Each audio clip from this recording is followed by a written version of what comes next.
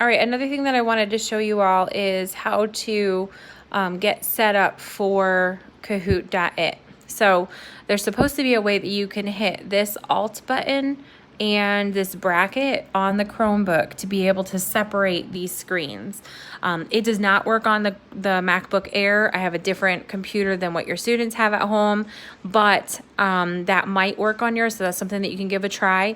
So you do Alt and then this bracket. You don't have to shift to get the top bracket, it's just the bottom one. So you hit Alt and then that. So that's one way to do it. The other way to do it is whenever there's a Google Meet here, in order for you to be able to open up another tab, you have to, sorry, my dogs are playing.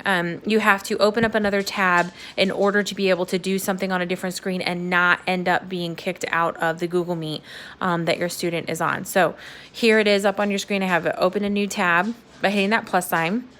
Now I want to separate these two tabs.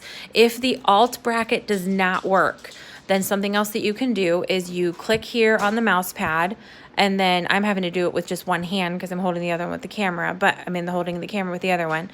But you can click on it and then drag it down, and then now you have the two screens. So once that happens, then you can take this and make it smaller, okay? Because this is the one that you're gonna go to Kahoot.it. Now, on my screen, I'm gonna show you, because I've gone to Kahoot so many times, it has it as a quick link down here. That might be the case on your student's screen.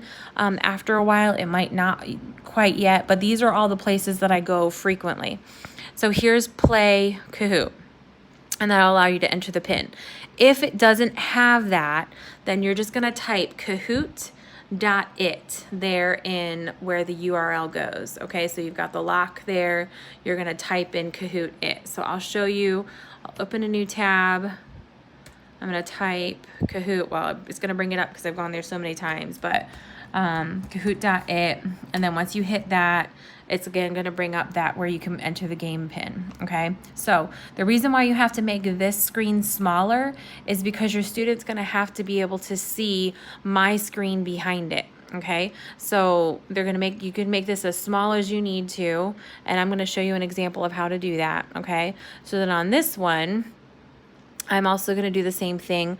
I'm going to make it smaller. Now, if your screen is in full screen mode, you will not be able to separate the tabs. So there's two ways that you can make it not in full screen mode. So here is, so you can enter full screen mode. But if you want to get out of it, you just do the opposite. You're going to go up here. You should have, oops, sorry, I'm not showing it to you. You should have this green thing there or something to show where you can minimize or make it not full screen or exit full screen. So that's a way to do it. Also, what should work is hitting escape on your screen. That should take it out of full screen mode as well. So either one of those two options is should work. Okay, so here I have in the background is the game that I'm going to be displaying. So I'm showing them this, and I'm going to make it a little bit smaller. So what you're going to do is you're going to take that back screen and you're going to make it small enough to see the questions, but not so small that it's missing, you're missing information. Okay, so I'm going to show you an example of what that's going to look like. So again, you're going to click on your mouse pad. Click on the mouse pad, the corner of it, and then you're going to be able to move this around. But again, like I said, you're not going to be able to make it too small. Okay, so here I'm going to enter the game pin 8577244. Okay, so I've entered 8577244, which is right there, and then I'm going to hit enter. As soon as I do that, it's going to ask me to put in a nickname. So I'm going to use my standard nickname, Rach B. And now I've joined the game. There I am. So this is the teacher screen, and this is the student one. So it's going to tell you that you're in, that you're ready to go. And it's going to ask you if you see your nickname on the screen, which I do. So there's one player in here, so I'm good to go. Okay, so hopefully everybody will be able to join quickly so that we can get this going. It takes us a little while in the classroom.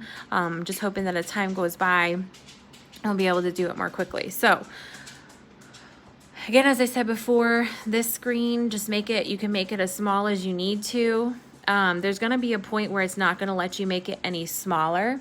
and still be able to see the colors, but it should go pretty small. Okay, so there we are. So I'm going to start this game so that we can see kind of play. So the screen that your student is on is going to say question number 1. Here's the question though. It's not on their screen. So that's why I said you have to make it as small as you can so that they'll be able to see. Now notice over here's the questions and the answers, the options, and then see how small I've made this screen, but you can still see the squares, okay? That is ideal. That's what you want it to look like. I have no idea who that guy is because I don't even know anything about tennis, but obviously this would not be an example. We would not do this. Now, if they take too long to answer, it's gonna say time's up, okay? At that point, they cannot answer anymore. It'll tell the correct answer and it'll say who all selected the right one and which one was the correct answer, which is Novak Jov, whatever his name is. So, and then I'll go on to the next question. And again, it'll say who's in what the scoreboard is. And then I'm going to move on. And then again, it's going to tell me that question number 2 is coming up. Then they're going to have the question. The numbers will come up and then you got to pick, how much this guy sold for CDs. And then you click on the square, okay? So that's how small you need this one to be in order to see the questions that are coming up on the teacher screen. So this will be the Google Meet.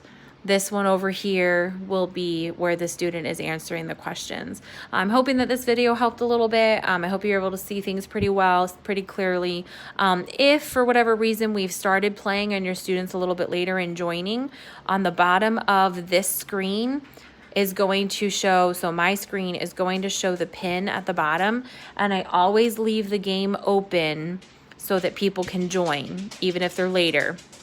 So maybe they missed for the first and second question, but they can still join by entering that code into Kahoot.it if they haven't been in there already. So like I said, feel free to let me know if you have any questions. I'm hoping that this is helping kind of give you an idea. I know when I try to walk you through it over the Google Meet, sometimes things get lost, I guess, lost in translation or not sure where to look for things. But that's just something that might help with being able to get it set up for our game times in the future. Thank you so much. Bye.